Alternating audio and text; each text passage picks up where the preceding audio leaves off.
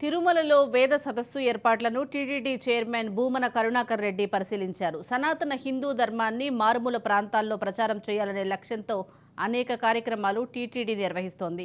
ఈ సదస్సుకు దేశవ్యాప్తంగా 57 మంది పీఠాధిపతులు, స్వామీజీలు హాజరు కానున్నారు. ఫిబ్రవరి 3, 4, 5వ తేదీల్లో 3 రోజుల పాటు శ్రీ వెంకటేశ్వర స్వామి ఆలయం ఎదురుగా ఆస్థానం మండపంలో జరగనున్నట్లు భూమన తెలిపారు.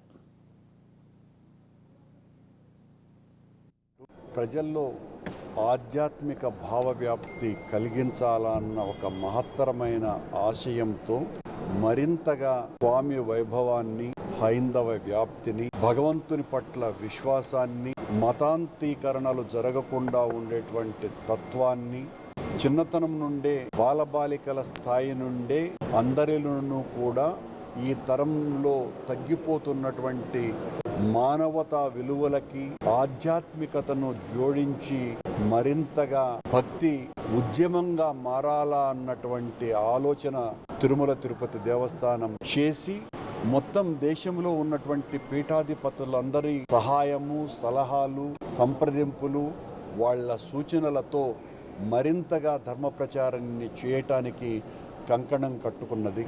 అందులో భాగంగా ఫిబ్రవరి నెల 3, 4, 5 తారీఖులలో